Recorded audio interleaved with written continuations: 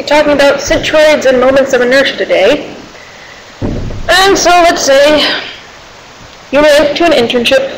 You got an internship at a company and you're really excited, and on the first day they hand you a thing and they say, okay, we need you to calculate the moment of inertia for this shape. And you say, sure, I know how to do that. I learned that in my whole semester. So what's the shape? And they say, oh, it's this. And you look at that, and you look at your handy-dandy Wikipedia chart, and you say, that's not on my handy-dandy Wikipedia chart. And they say, yeah, we know. You should be able to do it anyway. And so you have to know how to do it, or else you will get fired. So, how do we do this? Well,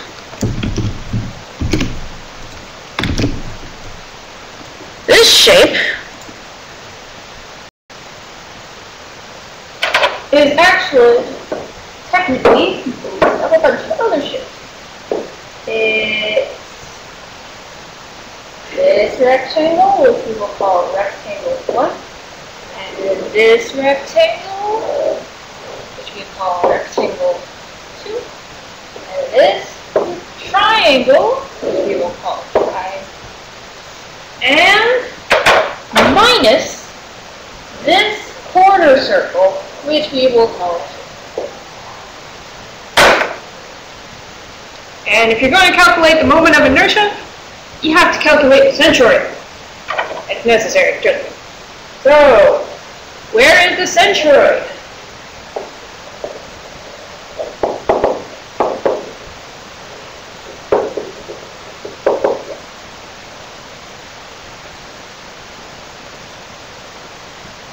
Well, we have this nice formula that says that the area of a shape prime its centroid, location of its centroid from the x-axis, we're going to call this the x-axis, or the y-axis, depending on what axis you choose, is equal to the sum of their area and their centroid.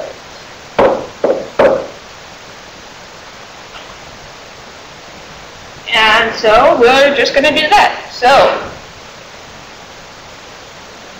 R1 area equals 1 inch times 1 inch, oops, times 2 inch equals 2 inches squared.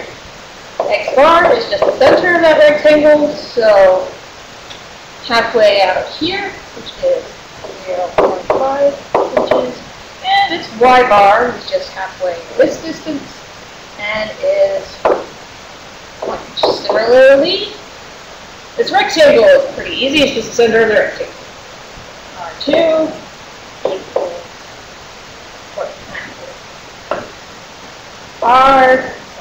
R2 is 3 inches times 1 inch, 3 inches squared. For its X bar, it's halfway this distance. Oops, it's the location of it, so it's not half of this distance, it's half of this distance plus this distance. So that's 1.5 plus 1, which is 2.5 inches. And its Y bar is half of this one, 0.5 inches. And then we have the triangle. And for that, I don't have it memorized, so we just go to our handy-dandy Wikipedia page, and it's a third of the way from each link. Okay, that's easy. So, a third of this is going to be 1 inch, a third of this is going to be 0.33 inches out. So, T is 1/2 the base times height, 1 times 3 equals 1.5 inches squared.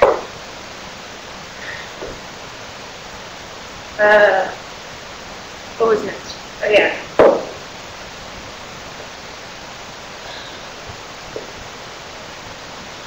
X bar is this distance plus this distance, so 2 inches, and Y bar is this distance plus this distance, so 1.33 or 4/3 inches. And then we have our quarter circle. I keep the color consistent here. Area is pi 1 inch squared over 4. That's 1/4 of a circle. Which I really don't want to calculate. I hate pi. It's not a rational number. I don't like irrational numbers. Pi times 1 over pi over 4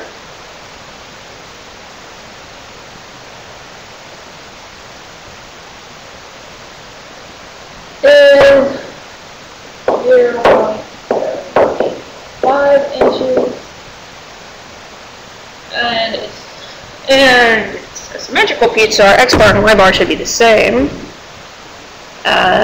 Go to Wikipedia. 4r over 3 pi. That's nice. Where'd it go? Where's it? Okay, there it is. So X bar is, and also its point is also on the origin, so we don't have to add it to it, which is nice. So what was it? 4r over 3 pi. 4r over 3 pi. Sweet. 4r over 3 pi equals 4 times 1 over 3 times pi.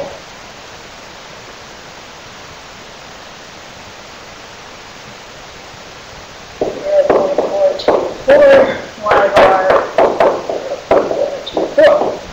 So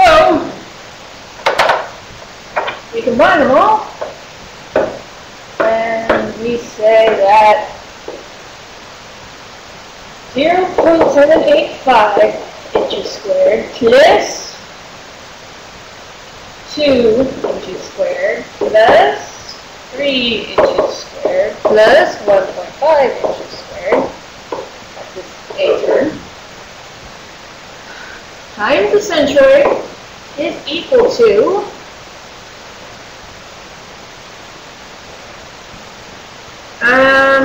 R1 is going to be, well, the X, so we're looking to do that first, 0.5 inches times 2 inches squared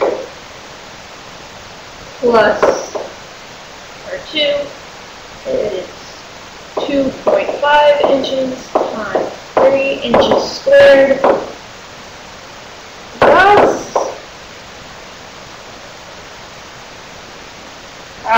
the triangle, which is 1.33 inches times 1.5 inches squared minus, because it is not present,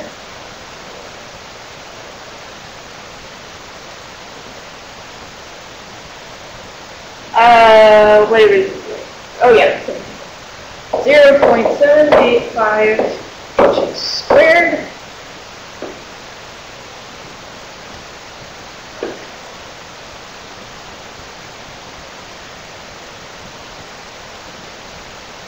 times 0.424 inches, and we get that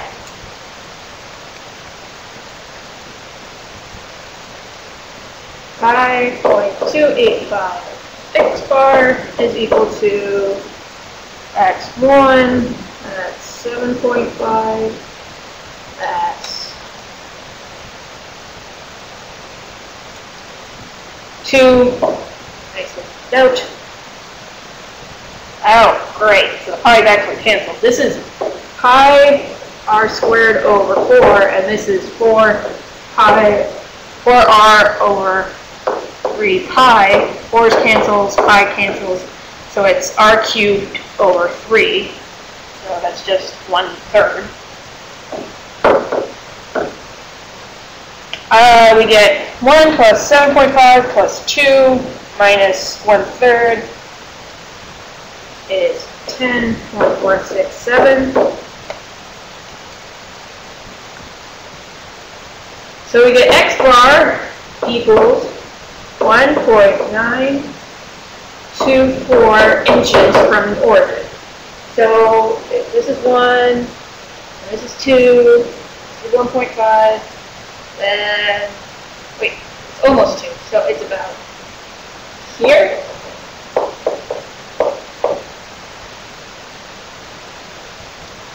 Okay, I'm going to write that down, so let's do the y next.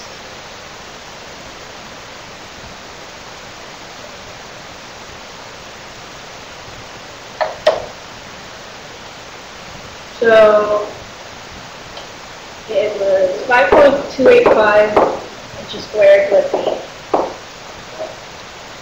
area times yr is equal to, it's going to be the same for the q, so we're just going to write minus 0.33 plus r1, which is 2 inches squared times 1 inch is 3 inches squared, plus r2, which is 0.5 inches squared times 3 inches squared, which is 1.5 inches squared, plus 2. I screwed up, didn't I? Yeah, I did. I did the y bar here instead of the x bar. Oops. So that's not x bar.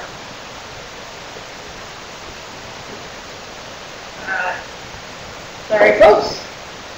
So 5.285 x bar equals minus 0.3 plus 2.5 is 1 inch plus 2.5 times 3 inches is 7.5 plus 1.5 times 2 is 3 inches, which gives us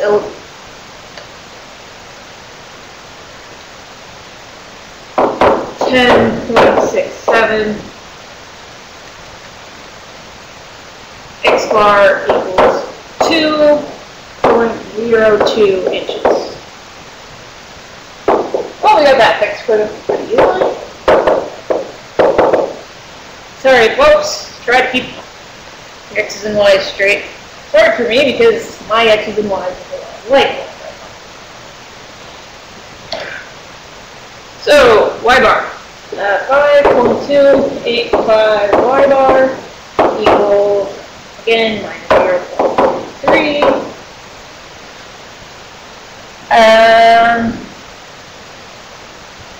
X bar is, so we're doing y bar, R1, that's 2 inches cubed.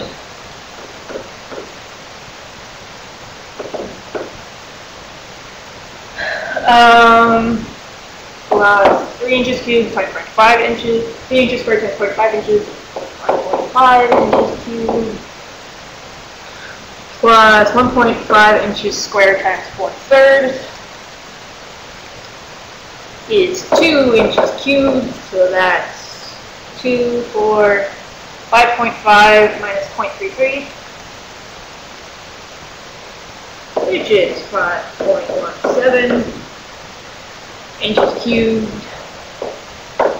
So then y bar is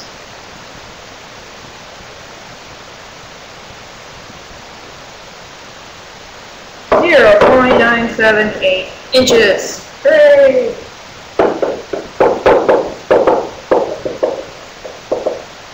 And I'll clean up this drawing a bit.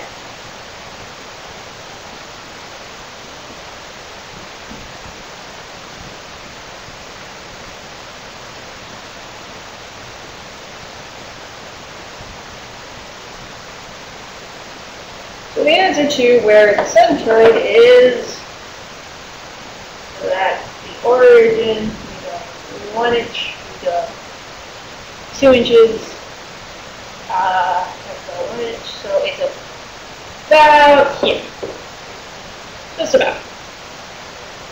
Which looks about right.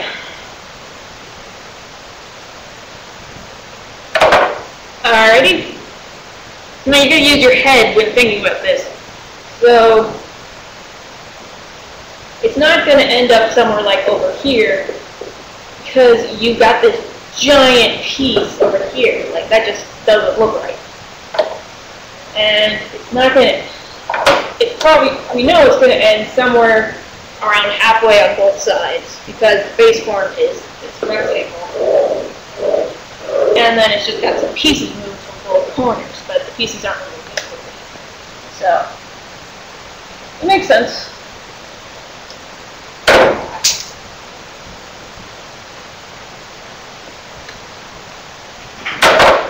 Alright, let's do some moments of inertia then. Moments of inertia. Well, it's the same idea, really, that you can just sum. So,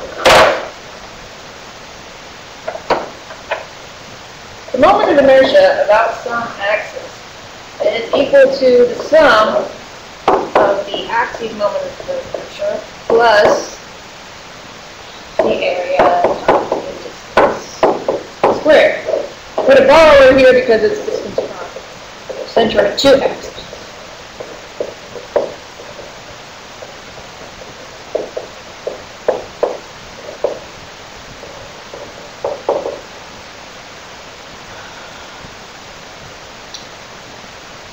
So,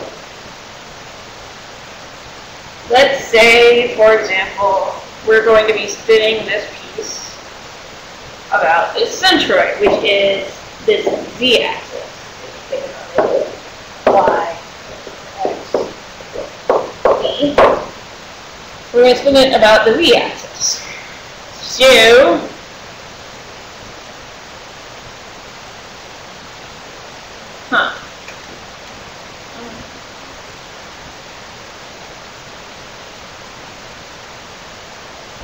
no, that doesn't really work. Okay, we're not going to spin it about the centroid. We're going to spin it about, let's say the x-axis. Let's just do the x-axis. So, we redraw our little shapes that we had.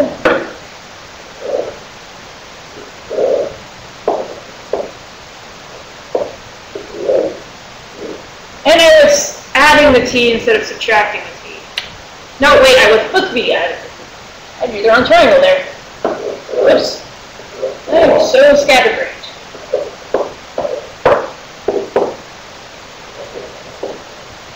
Okay. So, this is going to be the moment of inertia about x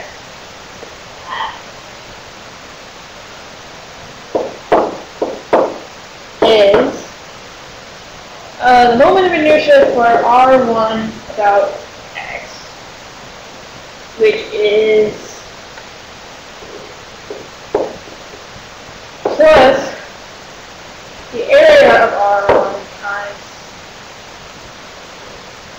that distance from the centroid R1, plus the same for the triangle.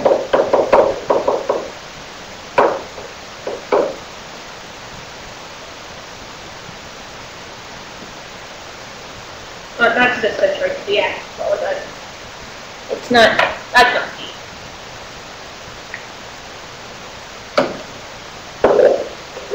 That is.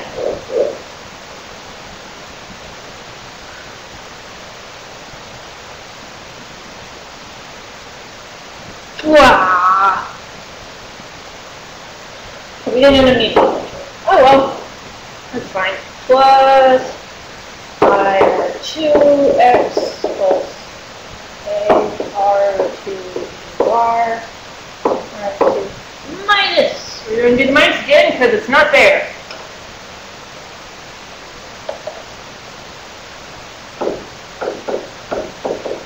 Minus 2x minus a q d bar x d bar q.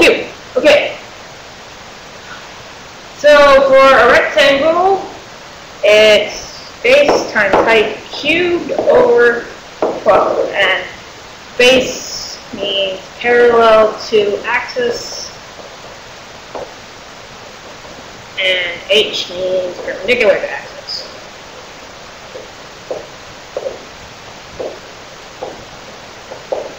So we know that that's 1 times 2 cubed over 12 plus the area, which is 2 inches cubed, times the centroid distance, this one, which is 1. Plus, for the triangle, we go to Wikipedia and we find a different one. We go to the area moment of inertia.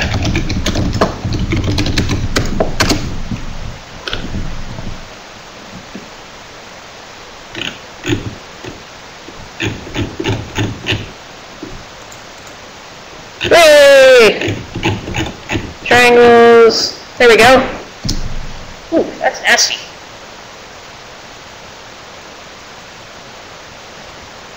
BH cubed over 12? What? Wait, so then what is the... Ah, it's BH cubed over 3, not 12.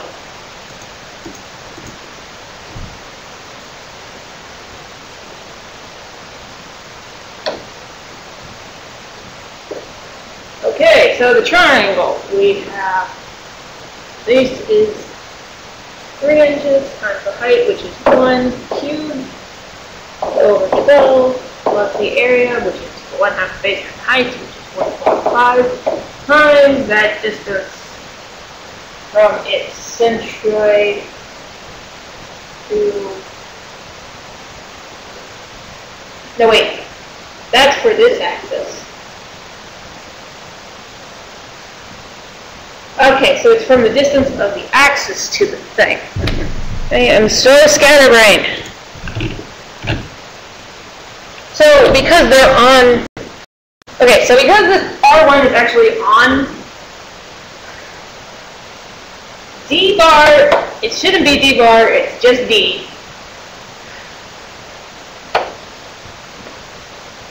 Because it's not the distance for the centroid, it's about D bars. So,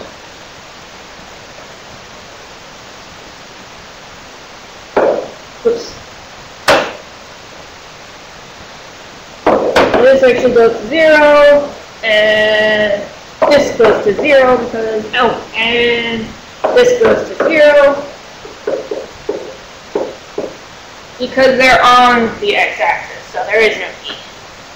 So, IR1, we had BH cubed over 3 plus BH cubed over 12 plus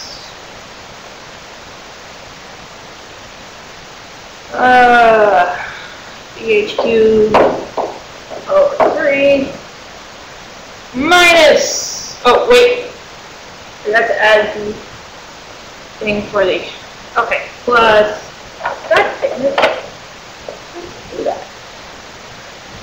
plus base times height times the distance plus BH cubed over 3 minus for the quarter circle.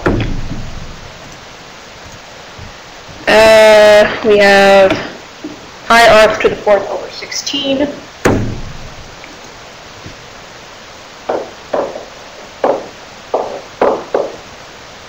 And that should give us our answer. So we just plug and chug some numbers. We have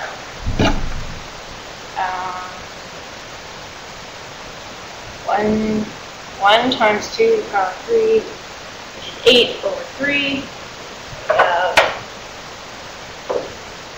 2.6 plus, for the triangle, base is 3, height is 1 over 12, which is just 0.25, plus,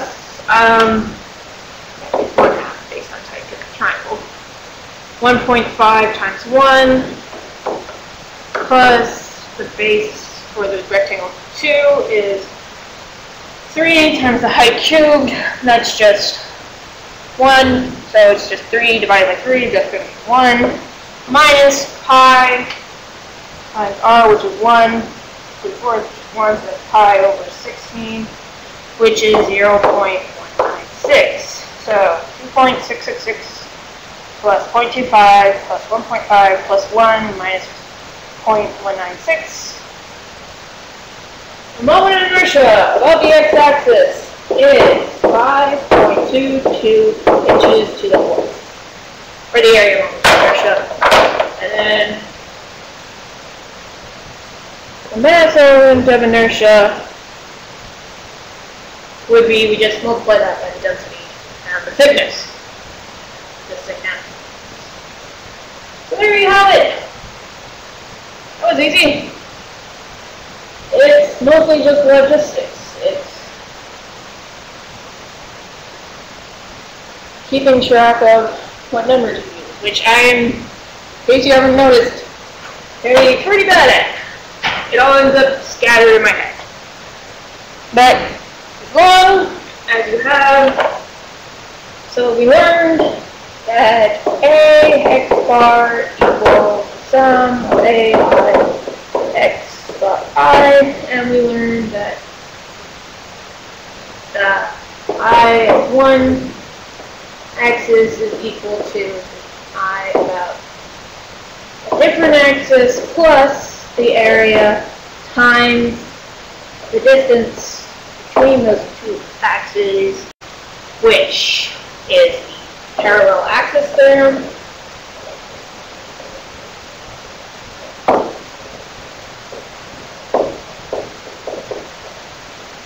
Then we learned that a total moment of inertia about that is equal to the sum of the parts of the moment of inertia. Which is nice. And this includes for parts taken away, such as this half circle. But you just use a minus sign.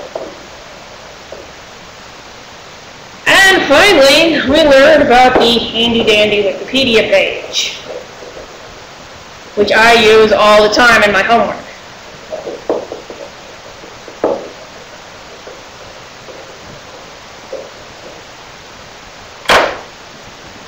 If you just type in, if you just Google centroids or areas of moment areas of area moments of inertia, then you will come up with the Wikipedia page, which has it all in there. Please don't go and edit that as a joke. It would be very rude and mess a lot of people up. So,